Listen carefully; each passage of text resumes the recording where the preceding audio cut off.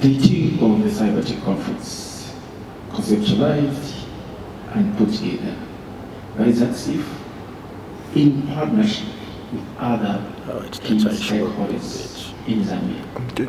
We're very happy that's been attended by a variety of stakeholders ranging from government, academia. In academia, we have ICU in place, also the University of Zambia, we have media organizations, civil organizations, and other key stakeholders, including individuals that have come to be part and parcel of this groundbreaking conference that is going to stand a test of time in Southern Africa. This is not just a conference, but it is a breeding ground for solutions that are going to integrate in the day-to-day running of the economy of Zambia. We are delighted as ZACSIF to have held this conference, kicked it off, with partners that also have come to exhibit. We have Fibercom, we have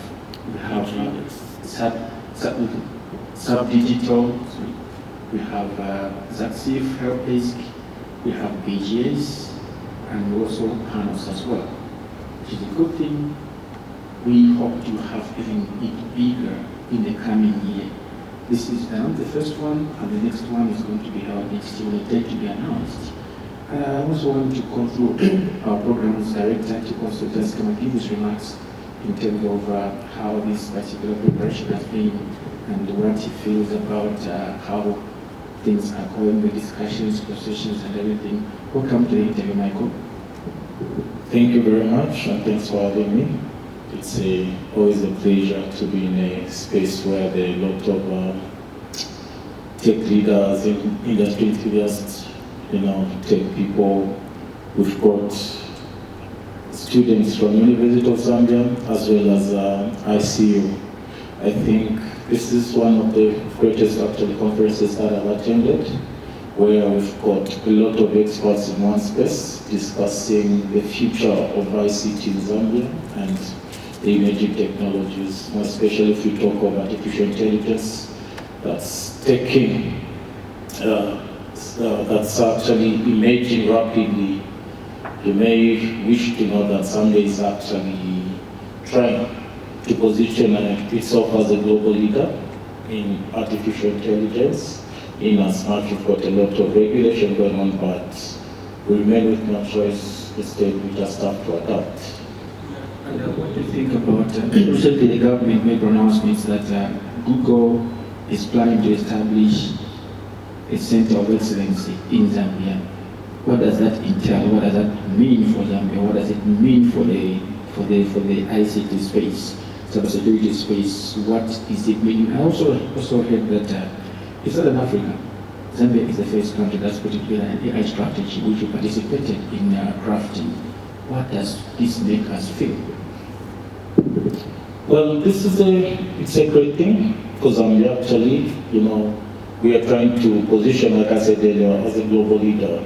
But commenting on Google trying to establish a center of excellence in Zambia, I'll take it in two ways. It's a good thing because we learn a lot from them. They're more advanced level. But again, we can develop our own center of excellence through Smart Zambia, Zita, and all other organizations. Even stakeholders like you, ZACSIF itself. All we need is first for government to hold more on consultative meetings before actually they engage into such, because cyberspace is a very big thing, and bringing Google here, center of excellence, it would be a good thing, but again, like I said, it needed first a lot of consultation. We might want to know their strategy, why to actually just bring it here in Zambia. So these are some of the things that government actually should put into considerations before undertaking such decisions. They should have got first for consultative meetings so that we learn the agenda behind. Thank you.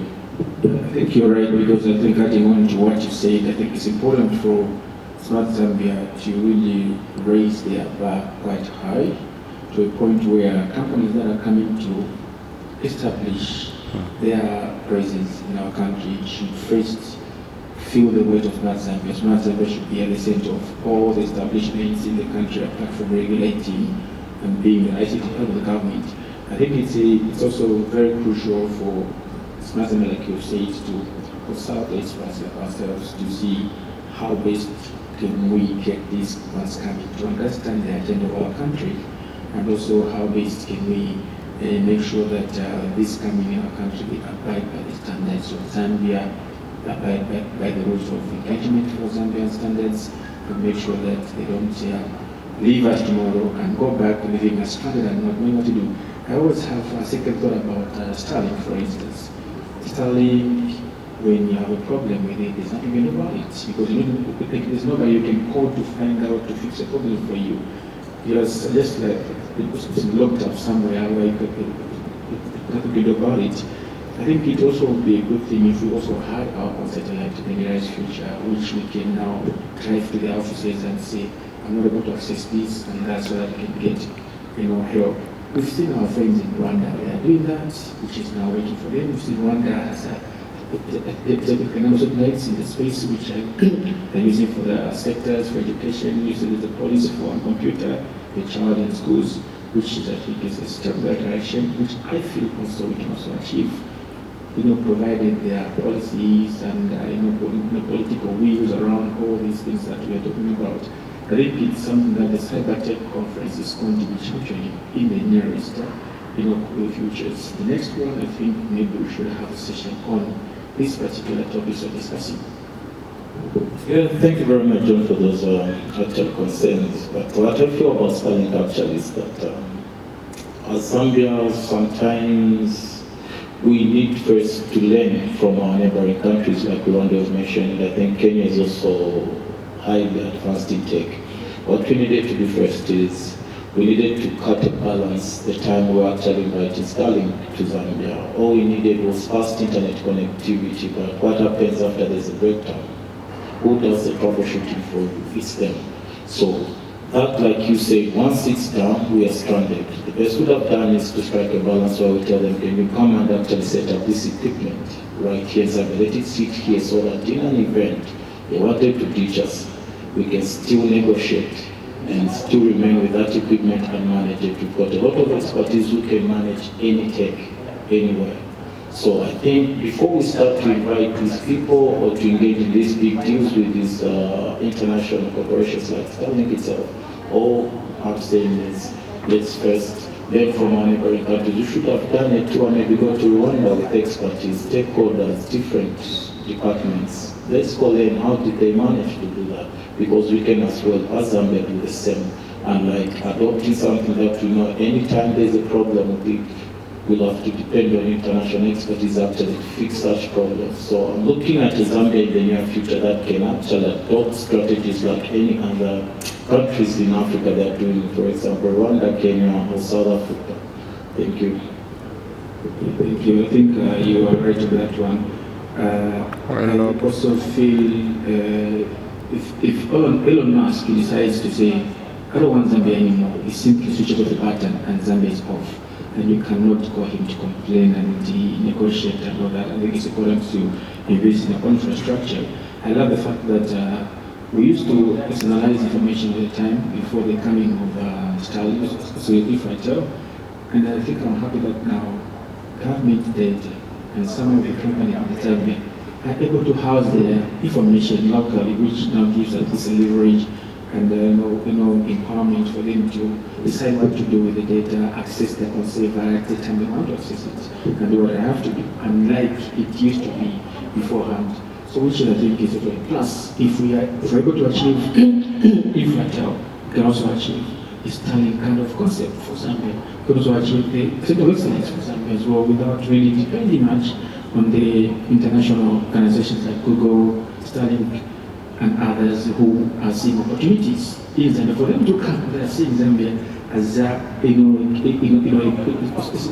it's a burning ground for innovations. Zambia is ready and ripe for innovations, meaning we can also use our own investments, resources to establish our own if they're able to see that, we are also able to see ourselves and get to grow our own. What is your take on now what the CyberTech Conference will be achieving in the nearest futures? And I mean it.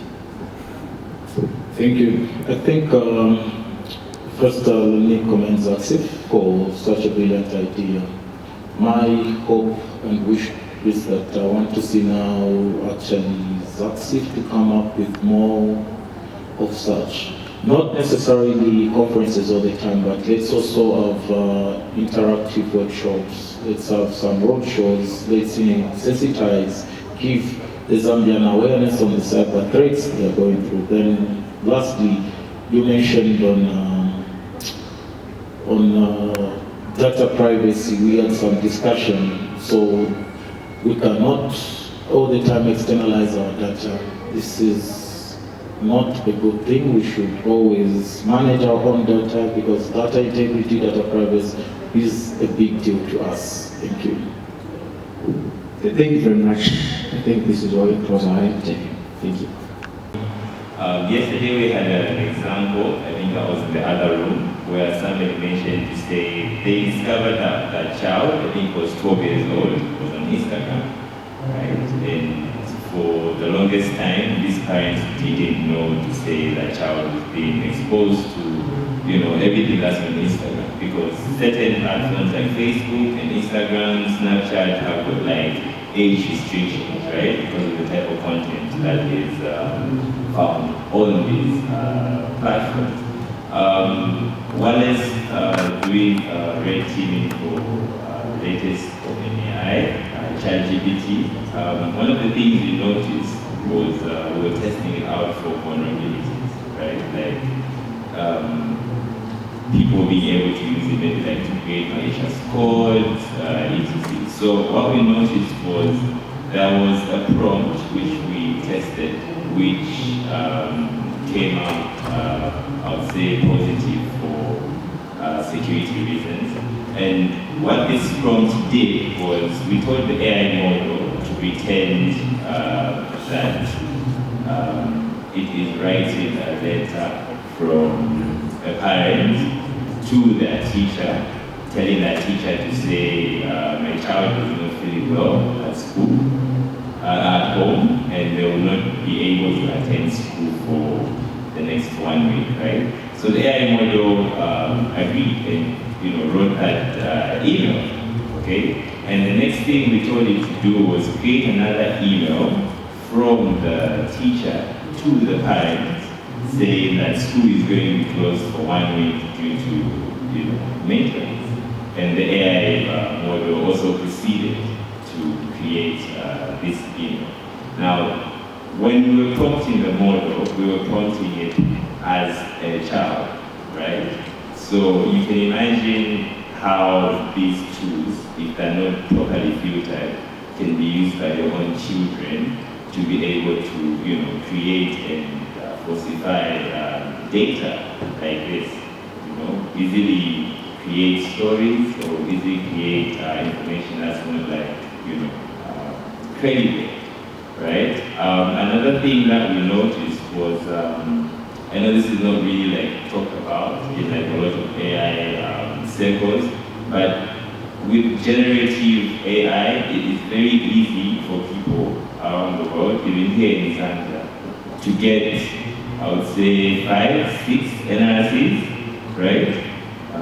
Maybe from the internet or from people be able to put them in a generative AI model, train it on this data, and after depending on what type of platform or machine you're using, in 10 to 20 minutes, the AI model is able to create a lot of new NRCs with people's faces and names and all the details that you've never seen before.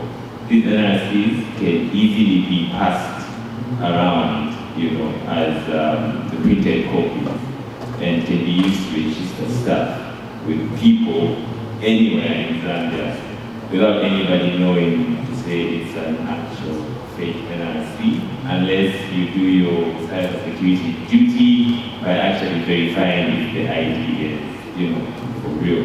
But if the ID is being taken by somebody who is not security conscious, it is very easy to fool a lot of people with these models. So these are some of like the security, I would say cybersecurity issues that we've come across when using like AI models. And these issues can also be easily solved using Web3 because of how the Web3 I would say environment is created, right? Like the way I mentioned WorldCoin, if somebody has an ID on WorldCoin, it would be very difficult for somebody to clone your, let's say, your data or your profile because you have an actual, I would say, verified ID on the new internet. I haven't even gone into university. What is she talking about? That if I post a pouting picture, I won't get a job. It might seem like a joke now, but employability based on your social media presence is a very serious issue. Take it very, very serious. Limit the things that you put up that can potentially impact your future negatively. Okay? Be very careful. If possible, avoid. Don't curse the parent who tells you you will get your first phone when you write your grade 12 or whatever, or when you're in grade 9 or when you're a teenager. All they have is your best interest at heart. Thank you so much. Thank you. So we'll take two last questions. Mental health issues, okay? So you also have sleep tracking gadgets or watches that have been developed. So they are able to track how much sleep you are having every day, okay? So like, for example, my phone, or those who have an iPhone, your iPhone can actually predict that you were sleeping at this certain period. Your iPhone can tell, say you were sleeping at this period. If you don't know how to find that feature, find a 90 definition of open. Okay? So that's how advanced technology has become to a point where if you don't touch your phone between certain periods, especially in the night, from 23 maybe you haven't touched your phone until about 04, it will assume you were sleeping and it will shut down most of the apps that make noise as you are sleeping. So that feature is already on most of the phones that we are using. Okay? With the coming of AI, we also have robots, which is a mental health specialized chatbots that one can use. Okay? So it's able to tell from the conversations that you're having with it, it's able to give practical advice to say, okay, I feel you can do ABCD. That's how far technology has come. Other than that, we also have wearable devices that can remind you to take rest depending on how your heart is beating. Okay, so I've already talked about that. There's a certain organization that we have partnered with in Kafue. That will be the first time that we are going into the compounds to be able to recognize those people that are undergoing those and be able to help them. So other than that, we've been able to partner with certain professionals, those who are qualified in that area, to be able to help us. So in our organization, we have different type of people. We've got policemen, we also have nurses, we have got IT people. So it's not just a group of like-minded people, but we've got different ones. So for those who are in the police sector, they'll be able to help us to locate these people, or maybe if they are arrested, then maybe we can go and offer counseling to them, and then help them rehabilitate them. That's one of the projects that we are working on actually. Thank you. I just wanted to find out what is the rate of mental disorder in the country. Okay, she wants to find out what is the rate of mental disorder in this country. Okay, so according to the report that was starting last week, the number of mental health issues in Zambia stands at 20% of the population. Stands at 20%. So amongst these people in Zambia, out of the 20%, someone is suffering from suicide, someone is having a mental breakdown, someone is having mental related health issues. That's how serious the situation is. Mine is clinical consolidation. It's is very important for all of us. And we ignore that a lot, I think, most of the time because we don't think it's a very big thing until it hits you.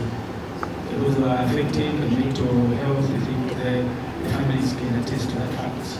And doing things that you are doing, which is tremendous. I want to commend you and still pray that you still stick around and help so many people that are still looking for services. Because trust me, you have a lot of customers.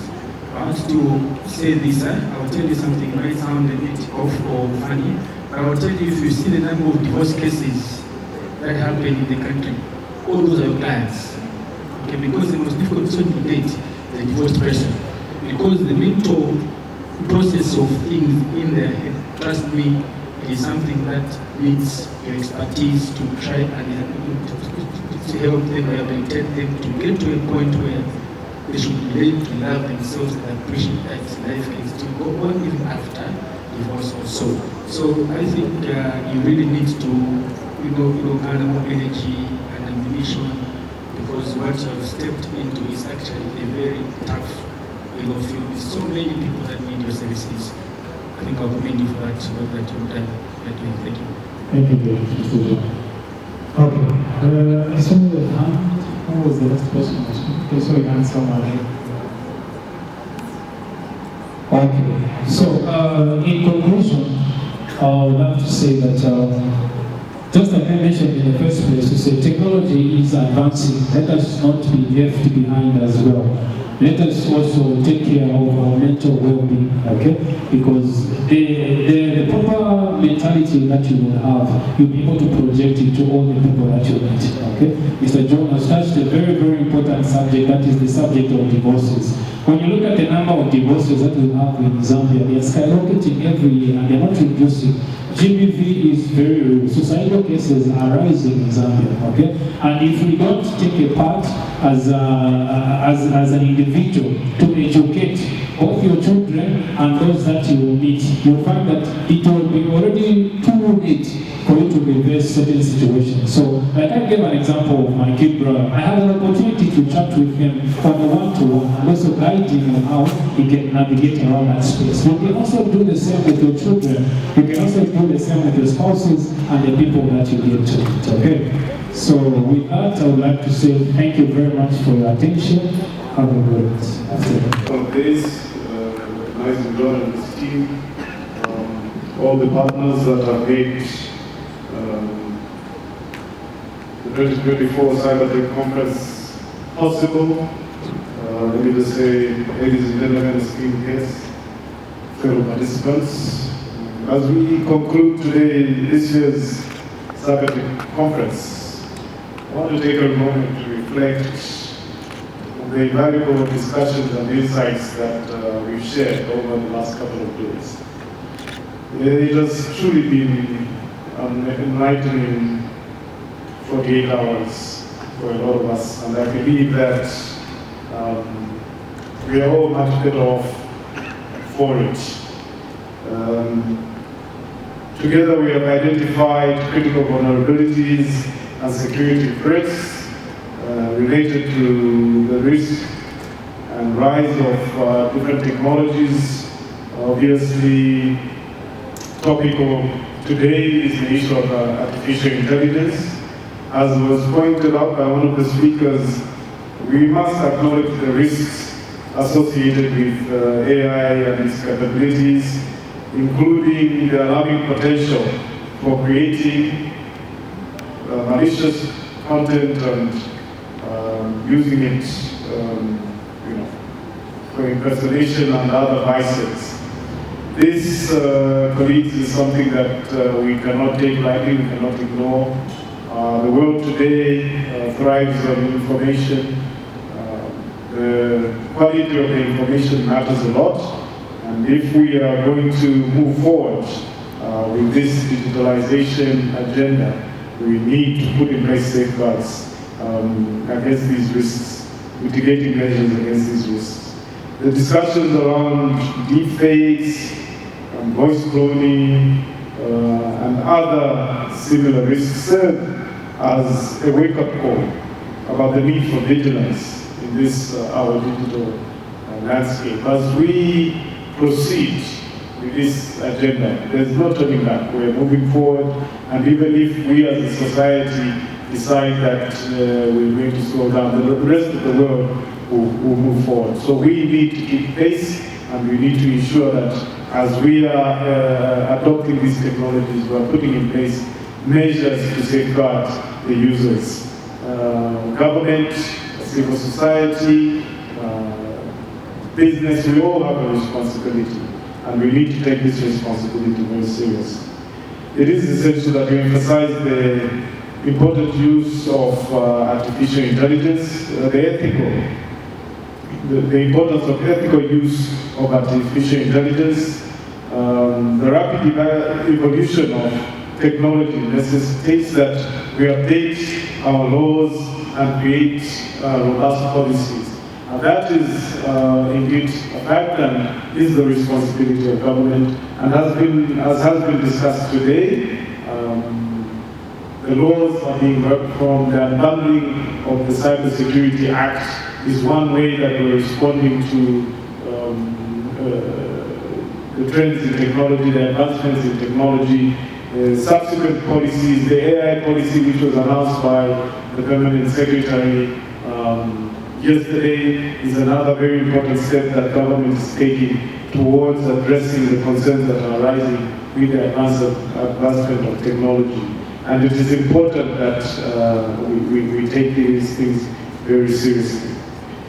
So we must update our laws and create robust policies that protect our digital rights and personal data, and also protect all the users of cyberspace.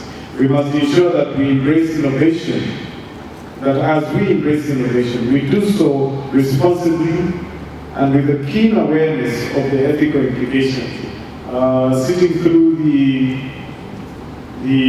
media session vis-a-vis the ethical use of AI, it was interesting to note that actually even as we stand today, as it stands today, AI is being aggressively used, actively used in the media space. So the issue of ethical use of artificial intelligence becomes very, very, very critical. Media colleagues, please observe your ethics. You are self-regulating, and it is up to you to ensure that even as you adopt these technologies, you adopt them responsibly and ethically. Equally vital is our commitment to community awareness and education, more so in a country like Zambia, that is heavily skewed towards the urban areas of Line in terms of digital literacy.